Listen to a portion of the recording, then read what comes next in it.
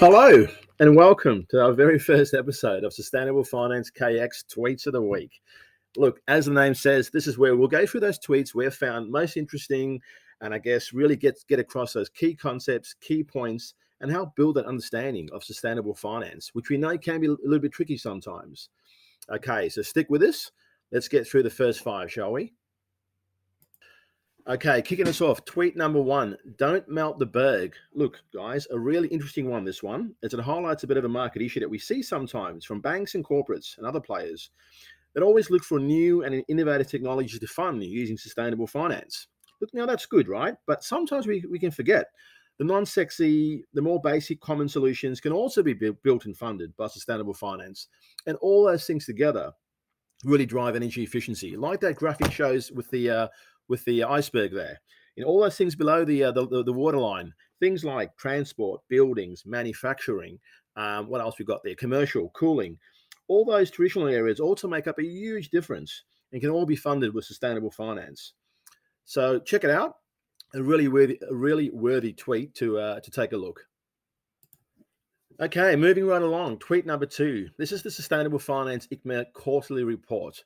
Now, what this is showing is a couple of really key points, okay? This tweet highlights things like the large increase in sovereign and sub-foreign issuance that's been going on. Also, the huge increase in linked bonds, plus the significant ongoing interest of sustainable finance in emerging markets. So, a worthy read. Also, the other issue is also this called out was the recent debate for EU taxonomy for gas and nuclear, plus the recent establishment of the ISSB, and even on social taxonomies. So take a look, get on the link, and have a read. Okay, moving on to tweet number three. Bit of a play on words, this one. Let's get the low carbon flying.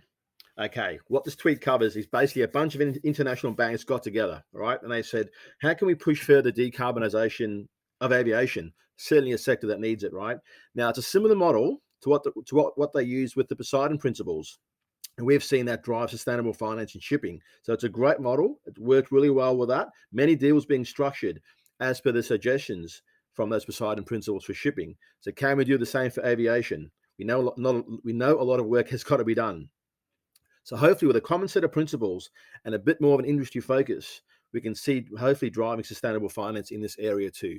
Especially if you work in aviation, definitely check out this tweet. On to tweet number four, moving along again, in the black or red, or maybe in the blue. Look, this is a great tweet, a fantastic one that highlights that we can't really have healthy oceans at the expense of unhealthy land, or vice versa. Okay, the two go together. We also can't have unhealthy land at the expense of healthy oceans. Hopefully, I've got that right around the wrong way. But as we know, oceans sequester about 30% of all the CO2 on Earth. So clearly, a critical ecosystem that's got to be protected. So what this is saying is we've got to really hopefully have more sustainable finance to fund blue-related projects and assets. And a great chart that also compares the Earth's land mass to the Earth's ocean mass, how it all contributes to basically getting to where we need to be for net zero. A great tweet, a great graphic. Please go and check it out.